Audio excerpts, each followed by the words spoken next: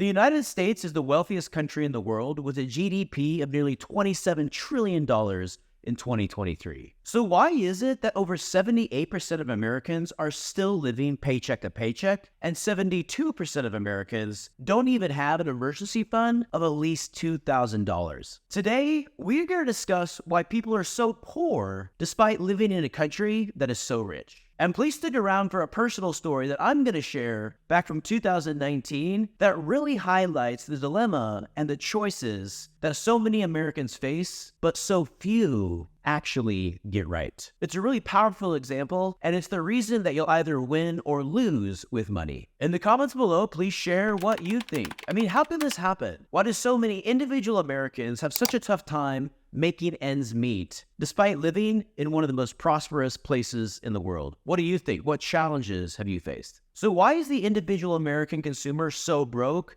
despite living in the richest country on the planet?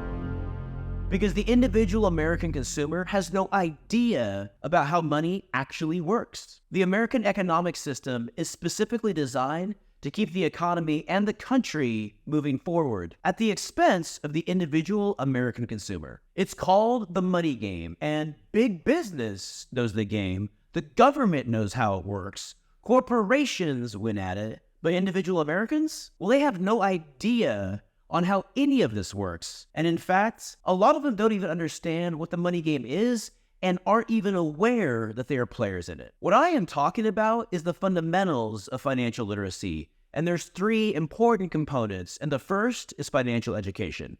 Robert Kiyosaki has said, "We are not taught financial literacy in school. It takes a lot of work and time to change your thinking and become financially literate." I'm a big believer in education reform, and I believe that financial literacy needs to be taught in schools starting at a young age, because the system is designed to keep you poor, but none of us understand that. College graduates spend 16 years learning skills that will help them command a higher salary, yet little or no time is spent on teaching them on how to manage, save, invest, and grow their money. We're literally taught how to earn more so we can spend more.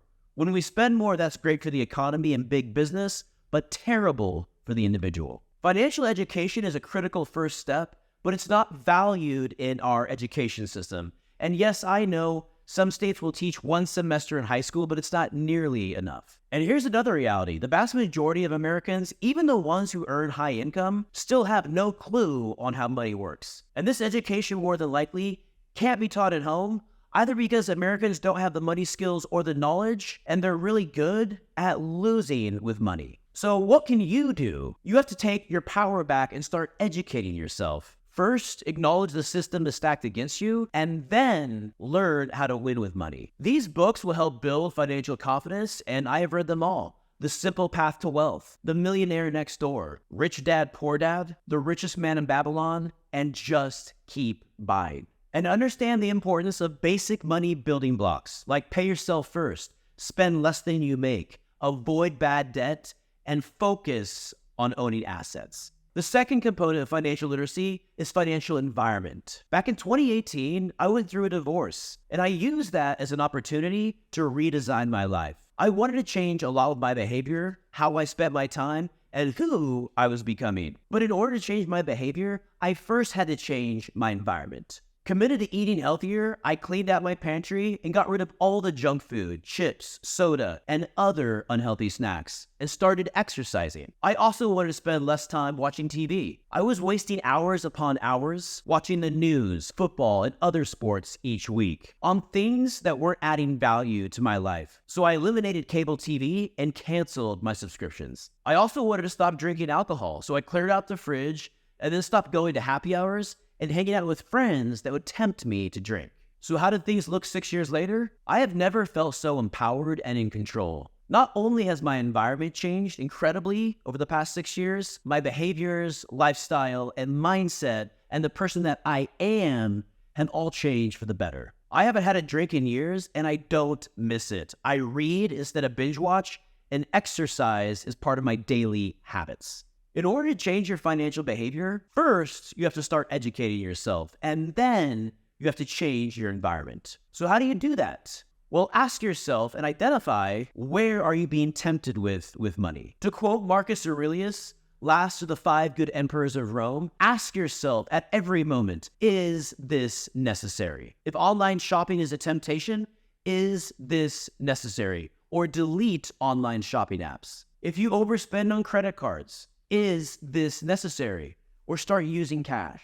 There might be certain stores or certain people that drain your wallets. Avoid them. Learn how to set both financial and personal boundaries. Learn how to say no to the things that aren't going to serve you, and how to say yes to the behaviors that will empower you. Find a financial mentor. Don't have one? Then find one online. Create the environment and find the people that will help you change your life. The third component of financial literacy is financial behavior. Your financial behavior can only change after you educate yourself on how money works and you change your environment. Remember, today's dollars can be tomorrow's millions, but you have to sow the seeds. It's the law of the ranch. For every dollar you earn, you should never spend more than 70%.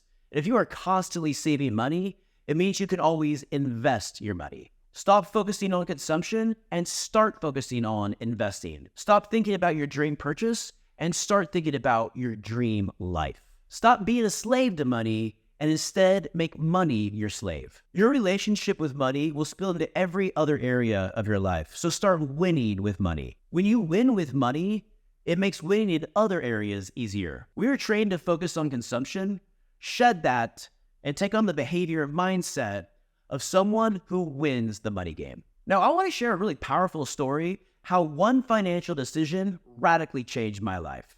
In 2018, I had just concluded my best professional year at the time and was ready to make a big purchase. Option A was buying a new car, and option B was purchasing my first out-of-state investment property. I'm going to walk through what the options would have looked like in 2019, provide financial analysis, and then compare to where things now stand 5 years later in 2024. This decision is the underlying philosophy of why Americans can either get ahead or not. My big decision of 2019. Okay, so let's start by breaking down the numbers from both options. Option A was the purchase of a new car, and here's what the numbers would have looked like. The new car sales price was $80,000. My initial investment in the form of a down payment was $25,000. So the loan amount would have been for $55,000. With an interest rate of 4.5%, a monthly payment would have been $764 a month for 7 years. Meanwhile, here's what the numbers look like for option B, which was the out-of-state investment property. The sales price was $250,000. The initial investment, also in the form of a down payment, was $25,000.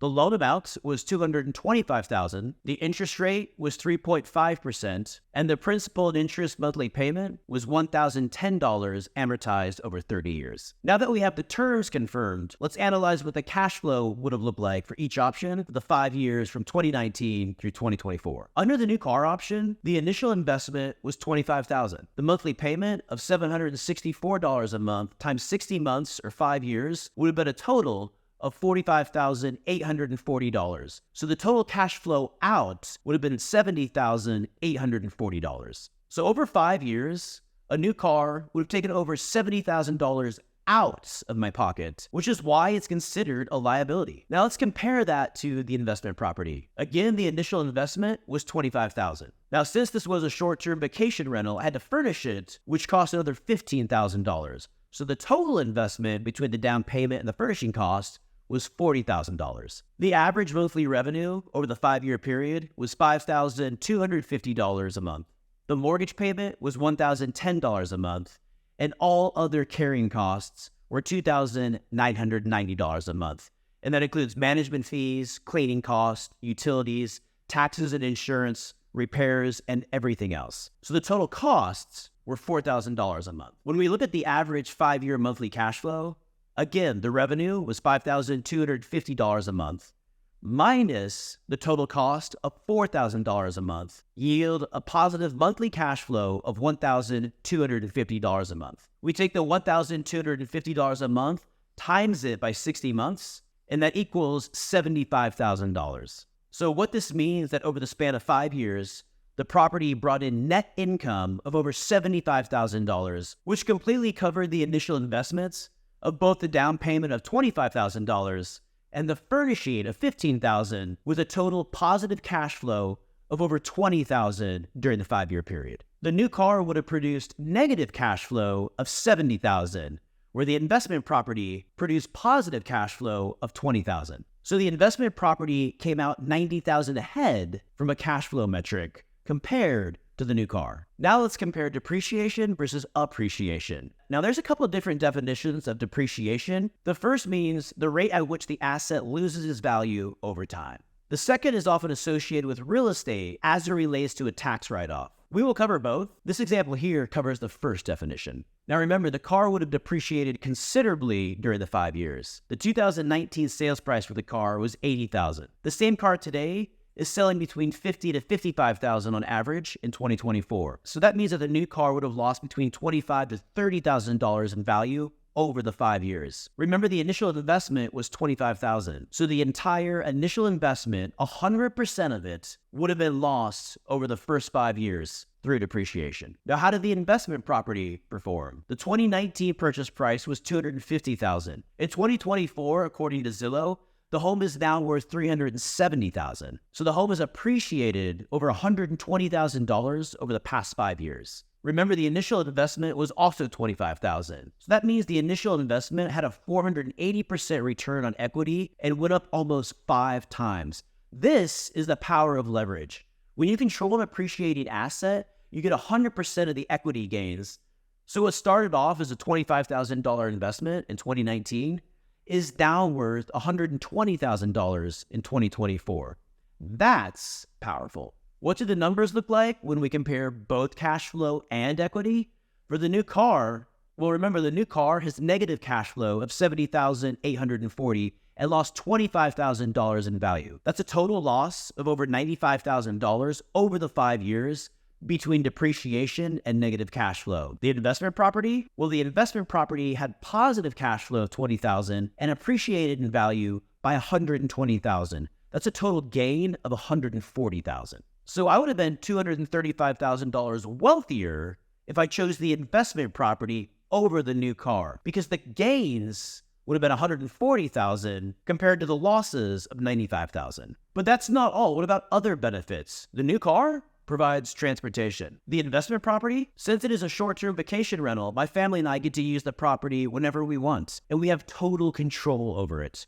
And when we don't use it, it's rented out. There's also tax benefits. Not only are the financial benefits significant, so are the tax benefits. While the new car doesn't offer any tax benefits, I'm allowed to itemize all of the expenses with the real estate and take advantage of real estate depreciation, which is a phantom expense the IRS allows, which reduces taxable income. And passive real estate income is taxed at a much lower tax rate than earned income. Now, there is an argument to be made here that this analysis really isn't fair or appropriate because the new car is a consumer purchase and the investment property is an investment. So we are really comparing consumption to investing. And when you do that, investing is always going to win. But this is the heart of the reason why it is so important to do this. The vast majority of Americans choose consumption over investing. And in just 5 short years, the difference between the two is $235,000. So here is my message. Stop behaving like a consumer and take on the identity of an investor. When I bought this first investment property, I didn't have any connections. I didn't even know if it was going to work out. I was afraid, but I decided to make the jump anyways because I knew it would serve me better over the long term. And guess what? I'm still driving the same car in 2024 that I was in 2019 and before. I never got a new car. I never got any car because I now understand how today's dollars are tomorrow's millions. I hope the story makes sense and serves you. You might be asking, what are some other steps I can take? We'll start by watching How to Get Rich and instructions on how to stay poor to learn more about the everyday mistakes that keep Americans stuck. Until next time, this is Ben Adams with American Money 101.